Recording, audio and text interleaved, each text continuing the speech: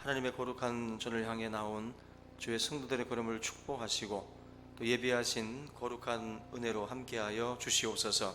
주 예수 그리스도를 아는 지식이 날마다 더해지게 하시고 하나님의 말씀을 통해서 우리의 영혼이 또한 새로워지게 도와주시며 하나님의 말씀 안에서 다시 한번 주님의 그 거룩한 소명들을 또 깨달아 알게 하시고 아버지 하나님 잃어버렸던 우리들의 마음의 기쁨과 또 평안을 또 되찾는 복된 이 시간 될 수 있도록 함께하여 주시옵소서.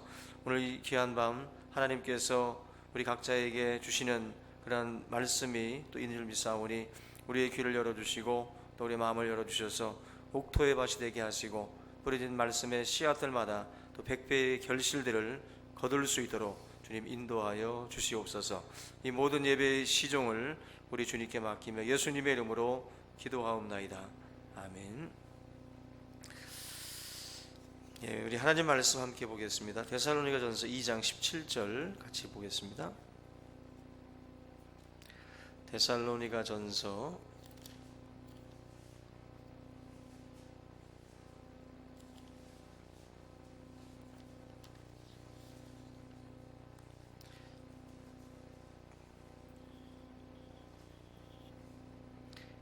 2장 17절 330쪽입니다. 신약성경 330쪽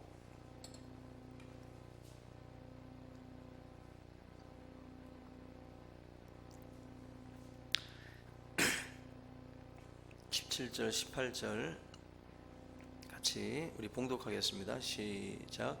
형제들아, 우리가 잠시 너희를 떠난 것은 얼굴이요 마음은 아니니 너희 얼굴 보기를 열정으로 더욱 힘썼노라. 그러므로 나 바울은 한 번, 두 번 너희에게 가고자 하였으나 사탄이 우리를 막았도다. 아멘. 할렐루야. 네, 우리 옆에 계신 분들과 한번 인사 나누겠습니다. 주의 이름으로 사랑합니다. 인사 나누겠습니다.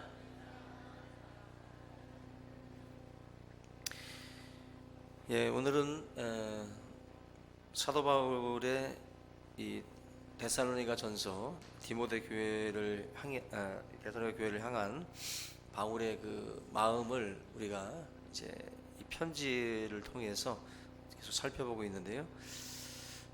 이 교회가 믿음 안에서 잘 성장하고 있다라고 하는 이 소식을 듣고 사도 바울이 얼마나 기뻐했는지 우리가 이 내용을 이제 보면서 깨닫게 되는데요.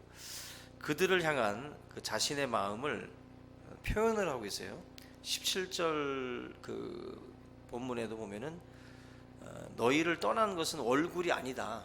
얼굴이요 마음은 아니다. 너희 얼굴 보기를 열정으로 더욱 힘썼다.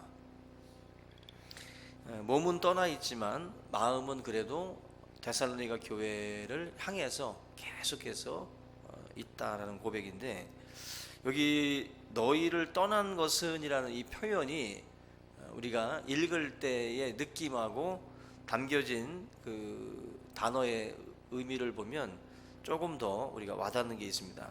지금 너희를 떠났다라는 이 표현은 어떤 표현이냐면은 어린 자식을 두고 생을 마치는 그 부모의 심정을 표현할 때 쓰는 단어예요. 그냥 어린 자식이 있는데 자식을 남겨놓고 죽는 그 부모의 마음, 얼마나 걱정되고 얼마나 애틋하겠어요. 그 마음이 바로 이 단어입니다. 너희를 떠난 것은이라는 이 표현이 그런 단어예요. 그러니까 그만큼 데살로니가라는 이 교회를 놔두고 바울이 이렇게 돌아설 때 얼마나 마음이 불안하고 저것들이 잘 클까, 앞으로 나 없이도 잘 살까, 그런 걱정들을 하는 부모처럼 이 바울도 이 교회를 떠나면서 그런 마음이었다라는 것입니다.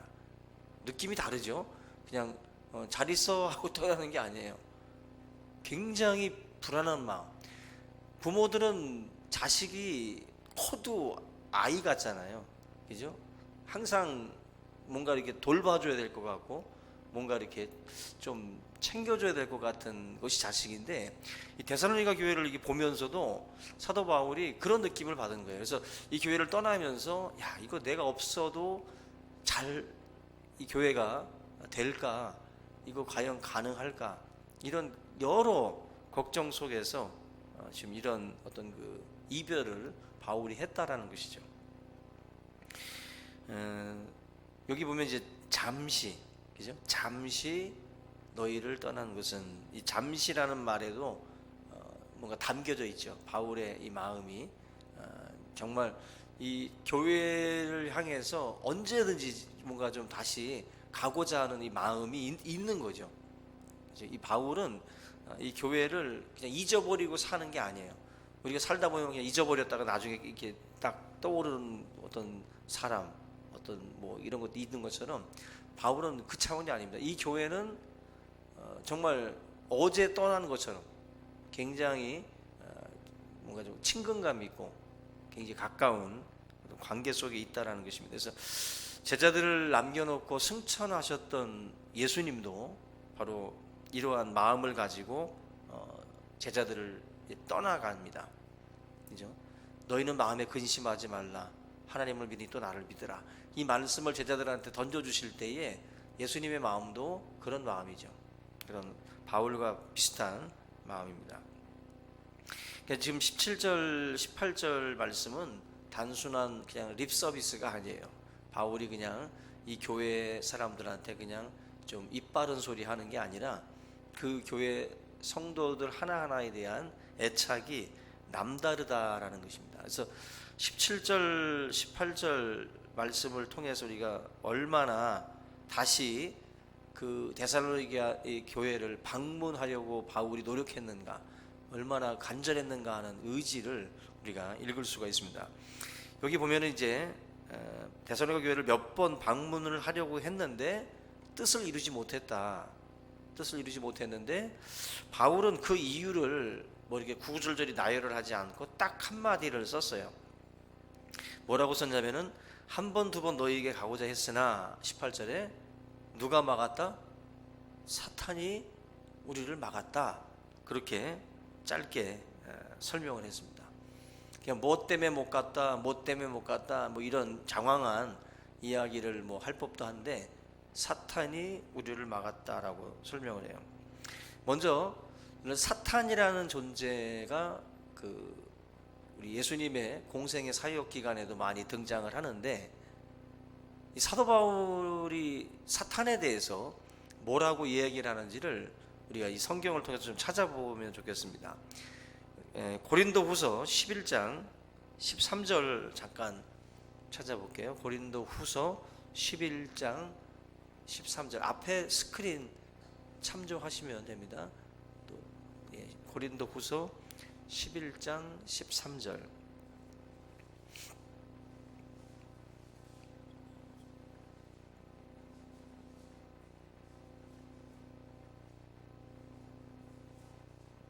한번 읽어볼게요. 시작. 그런 사람들은 거짓 사도요 속이는 일꾼이니 자기를 그리스도의 사도로 가장하는 자들이니라. 그 다음 이것은 이상한 일이 아니니라. 사탄도 자기를 광명의 천사로 가장하나니 그러므로 사탄의 일꾼들도 자기를 의의 일꾼으로 가장하는 것이 또한 대단한 일이 아니니라. 그들의 마지막은 그 행위대로 되리라.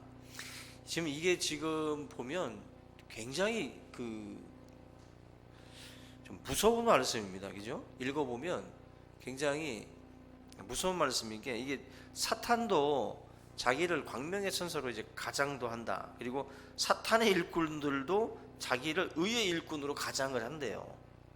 이게 지금 그러니까 우리가 이 사도 바울의 시대에도 거짓 그리스도, 거짓 선지자들이 있었는데 이 사람들도 이런 모습으로 나타난다. 그런 점에서 가장 그 어떤 뭐랄까요? 자기 자신을 숨기는 그 가장의 명수라는 것입니다. 굉장히 우리가 사실 섣불리 구별하기가 쉽지 않은 부분들이 있습니다. 그 다음에 두 번째로는 에베소서 2장 2절에 이렇게 말씀합니다. 에베소서 2장 2절에 그때에 너희는 그 가운데서 행하여 이 세상 풍조를 따르고 공중의 권세 잡은 자를 따랐으니 곧 지금 불순종의 아들들 가운데서 역사하는 영이라. 불순종의 아들들 가운데서 역사하는 영이래요. 역사하는 영. 사탄은, 성경은 분명하게 말씀을 하는데 그냥 이렇게 존재하는 정도가 아니라 불순종의 아들들 가운데서 역사한다. 거짓된 거짓과 속임과 불의함을 가지고 역사하고 있다. 공중의 권세를 잡은 자가 바로 사탄이에요. 공중 권세를 잡았다. 세 번째로 사도 바울이 고린도후서 4장 4절에 보면은 이런 말씀을 합니다. 그 중에 이 세상의 신이 믿지 아니하는 자들의 마음을 혼미하게 하여, 이 세상의 신이 믿지 아니하는 자들의 마음을 혼미하게 하여 그리스도의 영광의 복음의 광채가 비치지 못하게 함이니, 그리스도는 하나님의 형상이니라. 그러니까 미혹을 한다는 거예요. 그리스도의 영광의 그 광채가 이게 비치지 못하도록 이 세상의 신들이, 이 세상에 있는 신이 그 마음을 어둡게 혼미하게 만든다.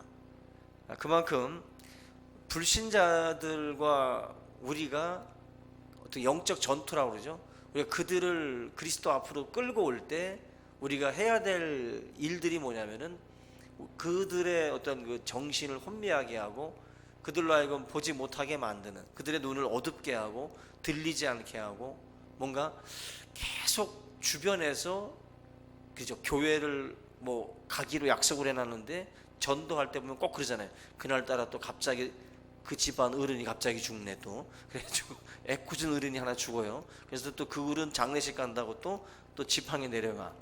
그러다가 또 직장 동료가 또 뭐 일이 터졌다고 그래가지고 또 그 일 또 찾아 또 가느라고 또 못 오게 되고, 갑자기 또 발목이 삐네. 또 그래서 발목이 뼈서 또 교회 못 간다 그러고, 또 장염에 또 설사한다 그러고, 그냥 여러 가지 일들이 사실은 그리스도 앞으로 나오려고 하면 별의별 일들이 자꾸 꼬이게 만들죠. 지금 이 세상의 신들이 믿지 아니냐는 자들의 마음을 혼미하게 한다. 갈등하게 하고, 뭔가 우리로 하여금 그 정확한 빛을 보지 못하도록, 그게 정확하게 보이면 그걸로 가겠죠. 근데 이게 혼미하게 만드는 거죠. 뭔가 이것 같기도 하고 저것 같기도 한 그런 혼미케 하는 영들이 있다는 거죠. 그게 지금 바울이 내린 결론이에요. 바울은 그런 식으로 사탄에 대해서 지금 정의를 하고 있고, 데살로니가전서 3장 5절에 보면은 믿는 자들을 유혹하고 또 시험도 해요. 그러니까 믿지 않는 자들에 대해서도 역사하지만 믿는 자들을 유혹하고 시험도 한다. 같이 한번 읽어볼게요. 시작. 이러므로 나도 참다 못하여 너희 믿음을 알기 위하여 그를 보내었노니, 이는 혹 시험하는 자가 너희를 시험하여 우리 수고를 헛되게 할까 함이니. 여기도 보면은 너희 시험하는 자가 너희를 시험하여, 바로 이 마귀 사단을 의미하는데, 바로 우리 믿는 자들에 대해서 여러 가지 모양으로 시험을 한다. 왜냐하면 예수님도 세 가지 시험을 당하셨죠. 광야에서. 예수님을 시험했다고 한다면 우리는 뭐 두말하면 잔소리죠. 그죠? 예수님의 사명, 이 땅에 오신 목적을 흐릿하게 하고, 예수님으로 하여금 내가 왜 이 땅에 왔는지를 어떻게 보면은 인정하지 않는, 그리고 또 그 사명감을 잃어버리게 만드는 그 시험을 예수님께 했던 것처럼 우리 성도들도 마찬가지예요. 각자가 이 땅에 어떤 존재하는 목적이 있거든. 우리는 주님께 부름받은 사명들이 다 있는데, 사명에 집중하려고 하면 마귀는 자꾸만 우리들로 하여금 딴 생각을 하게 만듭니다. 딴짓을 하게 만들어요. 그러니까 우리가 예수 그리스도를 믿고 주님의 일꾼으로 걸어가기 위해서 이런 여러 가지 시험들을 이겨내야 된다는 거죠. 근데 마귀는 결국 예수님도 시험했고 베드로도 시험을 받잖아요. 그죠? 사단이 너희를 밀가루로 타려고, 그죠? 기다린다 그랬는데, 이러한 사단의 시험들을 바울도 베드로도 예수님도 다 겪었던 것처럼 우리 성도들도 피해갈 수 없습니다. 반드시 각자가 지금 시험의 자리에 우리도 항상 놓여진다라는 것을 우리가 기억할 필요가 있어요. 그 다음에 바울이 이 사탄에 대해서 또 한 가지 말씀을 하는데, 다양한 방법으로 사탄은 그 그리스도의 그 공동체의 목적들을 방해하려고 활동한다. 고린도후서 2장 10절과 11절에 이렇게, 특별히 11절 보시면 고린도후서 2장 11절, 이는 우리로 사탄에게 속지 않게 하려 함이라.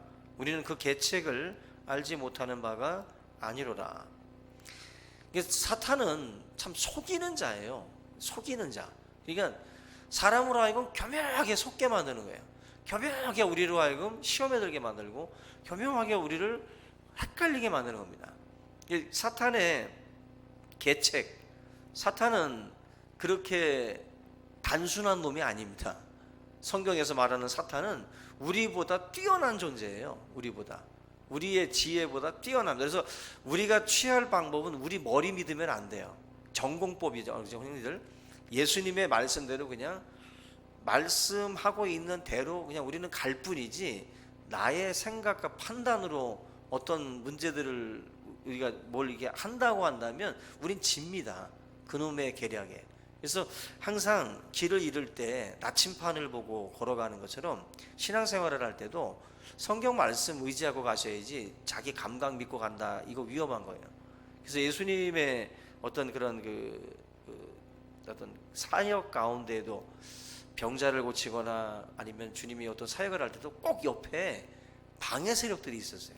항상 그 방해하는 세력들, 그 세력들이 언제나 존재하는 것, 그 속에 바로 미혹의 영들, 바로 사단의 역사들이 함께 있었던 것처럼 우리가 하나님의 일들을 감당해 나갈 때도 언제나 우리 주변에서 방해하고 속이고 온갖 계략으로 역사들을 일으키는 세력들이 있다. 사탄은 어쨌거나 이 천사의 가면을 쓰고 다양한 수단과 방법으로 우리 그리스도인들을 유혹하고 시험한다라는 것이 사도 바울이 내리는 결론입니다. 우리 마지막으로 이 사탄에 대한 성경 구절 중에 데살로니가 후서 2장 8절 한번 찾아보겠습니다. 데살로니가 후서 2장 8절. 여러분들이 갖고 있는 성경 지금 본문 좀 더 넘기시면 됩니다. 데살로니가 후서 2장 8절 같이 한번 읽어보겠습니다. 시작. 그때에 불법한 자가 나타나리니 주 예수께서 그 입의 기운으로 그를 죽이시고 강림하여 나타나심으로 패하시리라. 악한 자의 나타남은 사탄의 활동을 따라 모든 능력과 표적과 거짓 기적과 불의의 모든 속임으로 멸망하는 자들에게 있으리니, 이는 그들이 진리의 사랑을 받지 아니하여 구원함을 받지 못함이라.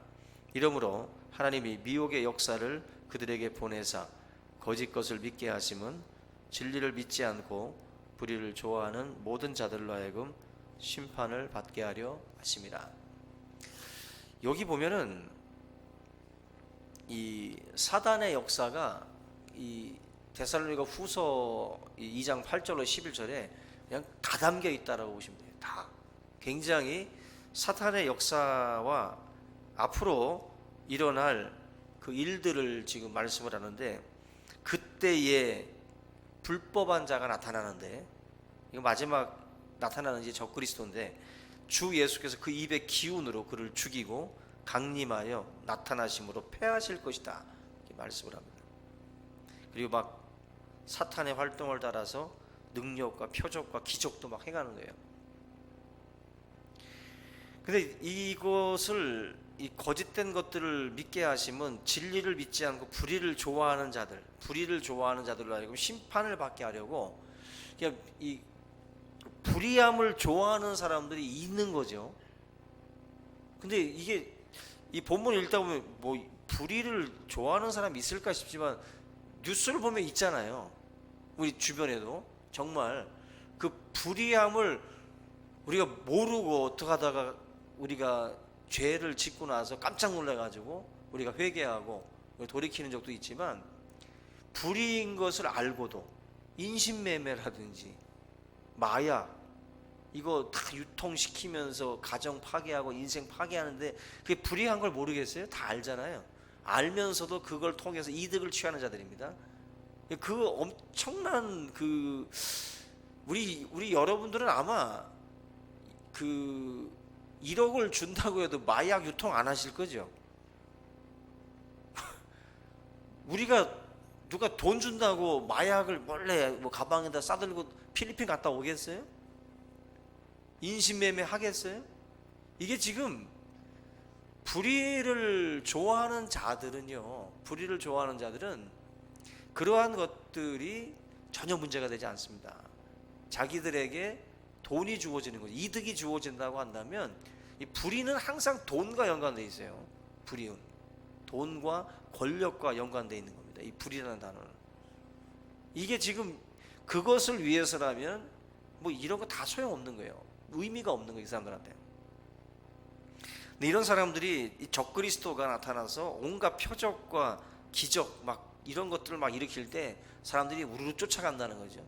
그가 어쩌면은 그런 기적을 일으키면서 그가 추구하고 그가 사람들에게 주는 것들은 어떤 불의한 이득일 수 있어요. 불의한 이득. 그런데도 불구하고 그 사람이 일으키는 기적과 표적 때문에 거기에 환호를 지르면서도 그가 떨어뜨려 주는 그 이득들이 달콤한 거죠. 거기에 그냥 따라가는 겁니다. 그 이득. 그래서 여기 성경에도 지금 그 말씀을 하는 거예요. 진리를 믿지 않고 불의를 좋아하는 모든 자들로 하여금 심판을 받게 하려 하십니다. 그냥 마치 이렇게 그 꿀 모아서 그냥 다들 그냥 이렇게 뭐 마치 초파리라든지 이런 것들을 다 모으듯이 그냥 그렇게 모으는 거죠. 불의를 좋아하는 자들이 다 몰려 들어오도록 그 아주 그냥 구멍을 그쪽으로 모으는 거예요, 다. 그게 지금 이 데살로니가후서 2장에서 말씀하고 있는 내용이라고 봅니다. 사탄의 방해가 바울이 지금 이런 사탄의 역사가 있었다라고 하는데 사탄의 방해가 무엇이었는지는 구체적으로 지금 밝히고 있지는 않지만 성서학자들이 추측을 몇 가지를 하는데 첫째로는 이제 고린도 교회에서의 궁핍과 또 환난 이것이 사도 바울의 어떤 사탄의 방해의 어떤 요소 중에 하나였을 것이다라고도 보기도 합니다. 왜냐하면 고린도에서 자비량으로 돈 벌어 가면서 바울이 전도를 했거든요. 그러다 보니까 이제 물질적으로도 좀 여러 가지 어려움들이 많이 있었는데 바울이 목회하고 있는 이 고린도 교회가 난처해할 수 있으니까 바울이 대놓고 이 이야기는 하지 않는 거죠. 어떻게 보면은 여러 가지 어려움 속에서 사도 바울이 이 데살로니가라고 하는 이 교회로 가는 여러 가지 이 일들이 막혔다라고 보는 겁니다. 당사자 간에 갈등을 가져올 수 있으니까 사도 바울이 이 말을 이제 사탄이 방해했다라고 하는 좀 추상적인 말로다가 그렇게 두리뭉실하게 그 어떻게 보면 이제 좀 구체적인 진술을 하지 않았다라고 보는 거예요. 오래전 이야기인데 어떤 목사님이 정선에서 그 목회를 할 때 이웃 교회에 한 전도사님이 이제 부임을 해왔는데 그해 여름에 그분이 사역하던 그 도시교회에 그 청년들이 여름에 이제 뭐 성경학교 시골에 있는 성경학교 봉사를 하겠다고 이렇게 왔어요. 근데 이 봉사 왔던 그 도시교회 청년 중에 한 청년이 이런 말을 했습니다. 우리 전도사님이 이런 데서 썩을 뿐이 아니다. 이런 데서 썩을 뿐이 아니다. 근데 안타깝게도 그 시골 지역에 살던 청년이 그 말을 듣고 대노를 합니다. 기분 상하는 거죠. 우리 전도사님은 여기서 썩을 뿐이 아니야? 그럼 우리는 뭔데? 굉장히 기분 나쁜 말이죠. 자기들은 굉장히 높은 곳에 있어야 될 사람들이고 이 시골에 사는 사람들은 뭐 천덕꾸러기인 것처럼 그렇게 말을 하고 있는 이 이야기에 빈정이 상한 거예요. 결국 사려 깊지 못한 그 말 한마디가 그 교회 청년들의 반발을 불러왔고 도시교회에서 내려왔던 청년들하고 다툼으로 연결이 됩니다. 우리가 사려 깊다라는 말이 그런 거죠. 어떤 말을 이제 할 때에도 상황 속에서 사려 깊은 말들이 주어져야 돼요. 우리가 불현듯 우리가 이제 이분만 생각한 거죠. 그죠? 전도사님만 생각한 거예요. 이 전도사님이 참 좋으신 분이고 훌륭한 분인데 너무 아깝다라는 말씀인데 그건 이제 자기들끼리만 해야 될 소리죠. 근데 이제 시골 청년이 옆에 있는데 여기서 썩을 뿐이 아니다라고 말을 해보니까 문제가 된 거예요. 우리가 사려 깊다라는 건 뭐냐면은 이분을 위해서도 말을 하지만 듣는 이분에 대한 생각도 같이 하면서 말을 할 때 그때 이제 우리가 사려 깊다라고 하는 거죠. 우리 신앙생활을 할 때 결국 사탄이 역사하는 걸 보면 그런 여러 가지 상황 속에서 역사를 합니다. 그런 부분들을 우리가 주의를 하고 이 고린도 교회 이 지역 교회에 대한 그 배려가 사도 바울의 이 진술 속에 있는 거예요.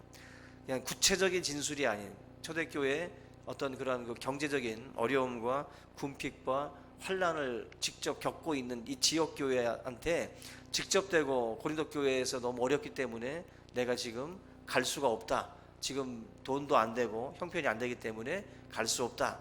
이렇게 말을 해버리면 결국 문제가 된다라는 겁니다. 그래서 결국 이 성서학자들은 그런 의미에서 추상적으로 사탄이 우리를 막았다. 사탄이 우리를 막았다라는 표현을 한다는 거죠. 두 번째는 건강 문제로 보고 있어요. 사탄이 자기를 막은 것 중에 하나가 건강상의 이유, 간질이나 안질 때문에 사도 바울이 여의치 않아서 가지 못한 것으로 보기도 합니다. 갈라디아서 4장 13절에 보면은 내가 처음에 여기 보면은 굉장히 그 좀 구체적으로 나옵니다.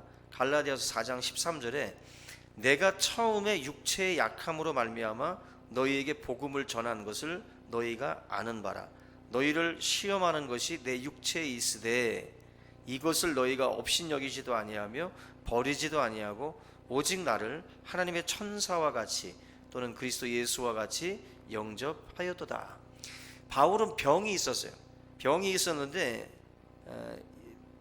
너희를 시험하는 것이 내 육체에 있다는 것은 내 몸이 약하기 때문에 너희들이 병든 나를 어떻게 보면 이제 또 공개하고 또 섬기려면 교회가 어려움이 있을 텐데 너희가 업신여기지 않고 버리지 않고 나를 천사같이 대했다는 거예요. 천사같이 대하면서 예수와 같이 영접했다. 이러한 여러 가지 배려가 사도 바울에게 있었는데 결국 바울은 그렇게 우리가 생각하는 것처럼 건강한 몸이 아니에요. 바울은 분명히 여러 가지 병이 많았던 사람입니다. 그런데 그럼에도 불구하고 하나님의 이 역사들을 계속 써내려갔던 사람인데 그런 점에서 일정이나 계획이 그렇게 막 그 일사천리로 진행이 될 수 없어요. 몸이 아프면 쉬어야 되고 또 쉬었다가 다시 또 가야 되기 때문에 그런 여정의 어떤 그런 그 난항이 바울에게 있었다라는 것입니다. 세 번째는 바울이 다시 데살로니가로 방문을 할 경우에 우리가 지난 처음에 봤던 것처럼 야손이라는 가정에서 바울이 이제 사역을 했었기 때문에 야손이라는 가정에 어떻게 보면 피바람이 불었었거든요. 그 사역에 대한 반대하는 유대인들 때문에.